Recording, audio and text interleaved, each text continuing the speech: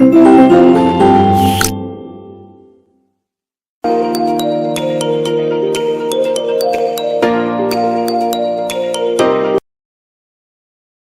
Students, कैसे हैं? स्वागत है आपके क्लास में, अभिनंदन है। अध्याय नंबर 17, कर्तव्य का पुण्य। अब देखिए, कर्तव्य का पुण्य जो है बड़ा ही अलग आपको इसमें सारांश दिखाई देता है, या यूं कहिएगा कि इसमें जो नाम दिया है वो आपको किस तरफ ले जाता है और क्या आपको सिखाने का प्रयास करता है। पहले पढ़ते हैं सारांश, ठीक है। सच्चा पुण्य का कार्य वही है जो व्यक्ति परोपकार को दृष्टिगत रख कर करता है और जिससे समाज के लोगों का भला होता है। प्रस्तुत कहानी में कर्तव्य के पुण्य की बात समझाई गई है, ठीक है। कर्तव्य का अगर आप निर्वाह करते हैं तो आपको पुण्य का फल भी मिलता ही है। इसी बात पर शुरू करते हैं इस कहानी को। एक समय एक देश में 3 आदमियों की मृत्यु एक ही समय हुई। एक समय एक देश में 3 आदमियों की मृत्यु एक ही समय हुई। मरे भी वे एक ही तरह से। महल में राजा, झोपड़ी में साधु और खेत में किसान। अब देखिएगा, तीनों बातें अलग अलग हैं। यानी कि एक समय था, एक देश था, 3 आदमी थे, मृत्यु एक समय में हुई और तीनों जो है मरे भी एक ही अलग अलग मरे। किस तरह से आकर के देखे, राजा महल में, झोपड़ी में एक साधु और खेत में किसान। इन तीनों के प्राण सोते सोते ही निकल गए। लीजिएगा, तीनों सोए हुए थे और प्राण कब में निकल गए पता भी नहीं चला भाई साहब, ठीक है। अब होता क्या है प्यारे बच्चों? अब प्यारे आप ये कहोगे कि ये कहां से बात ऐसी आ गई है। राजा के मरने पर नगर में कोहराम मच गया। रोते हुए लोग महल में उमड़े चले आए। राजा पंडितों ने गीता रामायण का पाठ शुरू किया। लोग मृत राजा के गुणगान गाने लगे। रानियों के रोने पीटने से सारा का सारा महल हिल गया। अब देखिएगा, जब राजा की मृत्यु हुई तो वहां पर आने जाने वाले लोग, उनकी प्रजा जो थी शहर के या उनके राज्य के लोग, वहां पर आकर के रोने लगे। जिसको पता चल रहा था वही रो रहा था। आकर के देखते हैं कि राजा की जो रानियां हैं वे भी रो रही हैं। इसी के साथ में राजा की शव यात्रा बड़ी धूमधाम से निकली। राजा ने अपने जीवन काल में ही अपनी स्मृति के रूप में एक बड़ी सुंदर इमारत पहले ही बनवा दी थी, जिससे लोग सदा उसे याद रखें। अब उन्होंने एक इमारत ऐसी बनवा दी है अपनी याद में कि इससे ये पता चलता रहना चाहिए कि मैं भी था, ठीक है। साधु का भी बड़ा नाम था। जिस तरह से वहां पर राजा का नाम था वैसे साधु का नाम भी उस क्षेत्र में अच्छा खासा था। उसके मरने पर दूर दूर से साधु महात्मा इकट्ठे हुए। वे मंत्रों का जाप कर साधु की आत्मा की शांति और स्वर्ग जाने की कामना करने लगे। साधु की अंतिम इच्छा के, अब देखिएगा, साधु की अंतिम इच्छा के अनुसार कुटी में ही उसकी समाधि बनाने का काम शुरू हुआ। अब देखिएगा, साधु की जो इच्छा थी वो इच्छा ये थी कि अगर मेरी मृत्यु होती है तो मेरी समाधि उस कुटी में बना दी जाए, ठीक है। इसी के साथ में इसके लिए पूरी बस्ती ने दिल खोलकर दान किया। अब जो आसपास की बस्ती थी जहां वो साधु रहा करते थे, सब ने दिल खोल करके दान किया कि भाई अब तो वो नहीं रहे। किसान के मरने पर पास पड़ोसी उसके घर गए। उन्होंने उसके बिलखते बच्चों को गले से लगा लिया, पर संतावना के अलावा उनके पास देने को और क्या था। सभी तो गरीब थे। वे किसान की इच्छानुसार नदी के किनारे उसके शव को जला आए। बाद में उसकी अस्थियों को नदी में बहा दिया गया। अब देखिएगा, तीनों की इच्छाएं अलग अलग। राजा ने एक महल मतलब एक इमारत बनवा दी अपनी याद में। साधु ने कहा जहां मेरी मृत्यु हो, जिस कुटी में मैं रहता हूं, मेरी समाधि वहीं बना दी जाए। और जो किसान था, जो गरीब था, लाचार था, और उसने कहा कि मुझे नदी के किनारे जाकर के मेरा दाह संस्कार कर दीजिएगा। तीनों की बातें पूरी हुई। इन तीनों को लेकर यमदूत एक ही समय यमराज के दरबार में पहुंचे। उस समय यमराज किसी काम में व्यस्त थे। उन्होंने तीनों को पास ही चबूतरे में बैठने का संकेत किया। अब यमराज साहब जो हैं वो बैठे हुए अपने काम में लगे हुए व्यस्त हैं। अब उन्हें इशारा कर दिया गया कि भाई तुम यहाँ बैठ जाओ। राजा को साधु और किसान के साथ बैठने पर लज्जा आ रही थी। अब राजा तो राजा है भाई, लेकिन मरने के बाद अभी ये नहीं भूला कि अब तो बराबर का हो गया है। लेकिन राजा को साधु के साथ बैठने पर लज्जा आ रही थी। साधु किसान से हटकर बैठना चाहता था, अब साधु किसान से हटकर बैठना चाहता है, कहीं उसे छूकर अपवित्र ना हो जाए। लीजिएगा, उसे किसान लगता है, अछूता लगता है किसान। इधर किसान भी साधु और राजा के साथ बैठे की हिम्मत ही नहीं जुटा पा रहा था, इसलिए तीनों खड़े ही रहे। यमराज ने फिर उनकी तरफ देखा, वे तीनों के मन के भाव ताड़ गए, मुस्कुराए और तीनों को फिर बैठने का इशारा करके अपने काम में जुट गए। इस बार उन्होंने यमराज की आज्ञा का पालन किया। अब यमराज जो है, जब पहले उन्होंने कहा था कि भाई यहाँ बैठ जाओ आराम से, वो राजा ने सोचा यार मैं इनके साथ कैसे बैठ सकता हूँ, साधु ने सोचा यार मैं इसके साथ किसान के साथ कैसे बैठ सकता हूँ, और किसान सोच रहा है यार मैं राजा और साधु के साथ कैसे बैठ सकता हूँ। तो तीनों खड़े ही रहे, है ना। अब यमराज ने उन दोनों को, तीनों को देख लिया और वो मुस्कुराए, वो समझ गए बात क्या है। फिर भी उन्होंने इशारा किया, अब की बार ये तीनों बैठ गए और कोई चारा था भी नहीं। राजा मन महसूस कर किसान के पास बैठ गया। साधु भी उस भी मन में कुछ बदबुदाता दूसरी ओर खिसक कर बैठ गया। थोड़ी देर में यमराज ने काम बंद किया, उन तीनों की तरफ देखा। वे सोचने लगे क्यों ना आज देखें कि आदमी अपने कर्मों के बारे में खुद कैसे सोचता है। उन्होंने कहा, राजन, जीवन भर तुम दूसरों को फैसला सुनाते रहे, तुम बताओ तुमने अब तक जो काम किया उनके अनुसार तुम्हें स्वर्ग मिलना चाहिए या नरक मिलना चाहिए।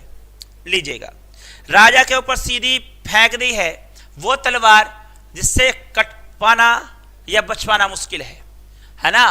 अब कहते क्या है, राजा बोला, यमराज, मैं क्षत्रिय कुल का हूं, मैंने अपने राज्य का विस्तार किया, खूब दान पुण्य किया, धर्मशालाएं बनवाई, मंदिर बनवाए, देवी देवताओं की मूर्ति सोने से मंडी, भगवान के धाम मुझे एक स्थान मिलना ही चाहिए।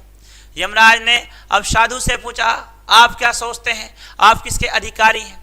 साधु ने उत्तर दिया, धर्मराज, मैं ब्राह्मण कुल में जन्मा, मैंने धर्मशास्त्रों का अध्ययन किया, तीर्थ गया, भगवान का नाम लेने के लिए मैंने संसार त्याग दिया, धर्म का प्रचार किया, दिन रात पतित पावन का नाम रटता रहा, बस उनके दर्शनों की कसर थी। अब वह समय आ गया, मुझे उनके धाम जाने से कौन रोक सकता है।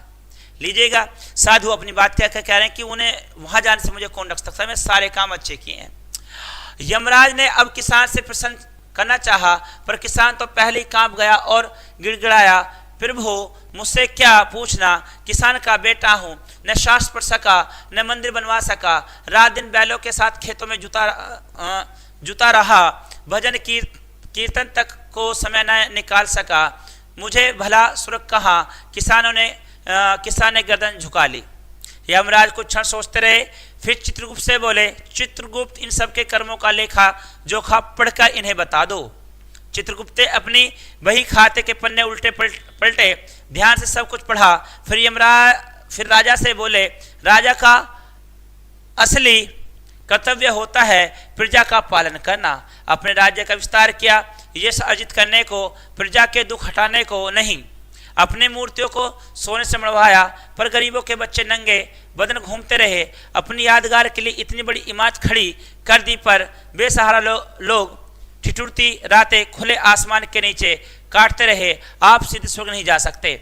लीजिएगा, राजा ने काम तो बहुत किए, लेकिन वहां पर यतीमों गरीबों के लिए उन्होंने कुछ नहीं किया, तो उनको कह दिया गया कि इसलिए आप स्वर्ग नहीं जा सकते। इसी के साथ में आप चित्रगुप्त साधु की ओर पलटे और बोले, साधु बाबा, आपने घर तब छोड़ा जब आपके बूढ़े माता पिता को आपकी सेवा की जरूरत थी।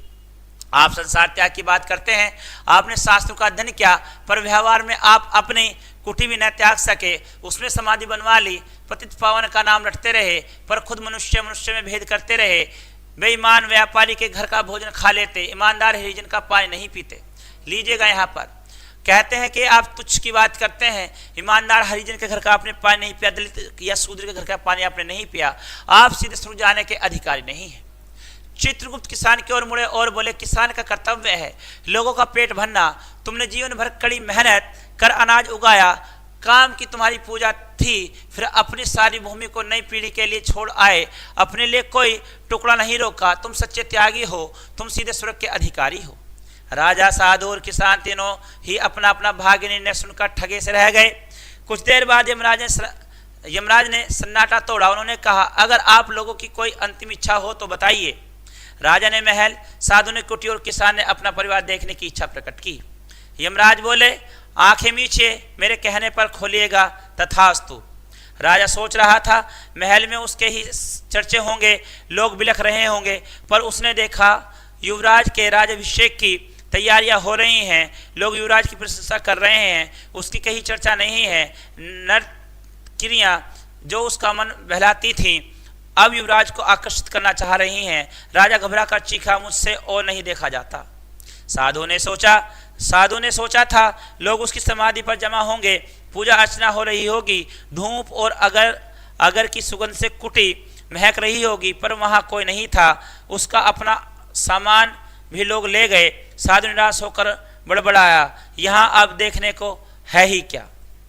अब बात आती है किसान की। अब किसान क्या देखता है, जहां राजा को तो कोई पूछ नहीं रहा है, साधु के पास कोई रुका नहीं। अब किसान का नंबर आता है। किसान को डर था कि उसके बैल भूखे बंधे होंगे, पर उसने देखा बैलों को भूसा पड़ा था, पत्नी की आंखें गीली थी, पर वह बेटे को समझा रही थी, बेटा उठ, बैल ले जा, खेतों में पानी नहीं लगा तो तेरे पिता के मेहनत से वो खेत सूख जाएंगे। यमराज ने पूछा, देख चुके किसान आंखें नीचे ही गिड़गिड़ाया, थोड़ी देर और फिर बेटे को खेत सींचते देख लूं, पर समय समाप्त हो चुका है, अब आंखें खोलिए। यमराज की आवाज गूंजी। सबने आंखें खोली। राजा घोर यातनाओं में खड़े थे। साधु के आगे सिर्फ काला अंधकार था, महाशून्य साए साए कर रहा था। किसान के आगे फलदार पेड़ों की एक राह थी। यमराज और उनका दरबार अब किसी के सामने नहीं था। तो देखिएगा प्यारे बच्चों, यहाँ पर ये जो बात की गई कि कर्तव्य जो होता है, कर्तव्य का पुण्य जो मिलता है वो आगे चलकर भी मिलता है और हमेशा आपके काम आएगा भी। आप अगर अच्छा करते हैं तो जीवन में आपके अच्छा ही होगा, अगर आप बुरा करते हैं आपके जीवन में बुरा ही होगा। इसी के साथ मैं यहाँ पर पढ़ता हूँ शब्दार्थ।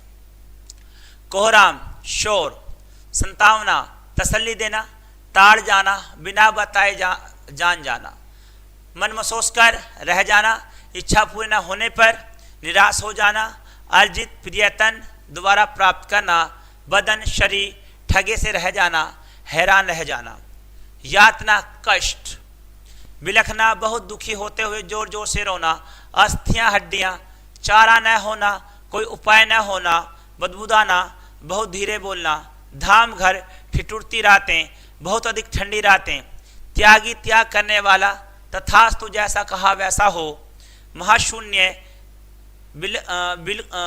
बिल्कुल खालीपन। तो देखिएगा प्यारे बच्चों, यहाँ पर हमें इस कहानी से सीख मिलती है, हम जैसे बीज बोएंगे वैसे ही फसल काटेंगे, हम जैसे कर्म करेंगे हमें वैसा ही उसका फल मिलेगा। इसी के साथ ही कहानी यहाँ पर खत्म होती है, अध्याय आपका खत्म होता है। मिलते हैं आपसे अगले अध्याय में, तब तक के लिए गुड डे, गुड लक।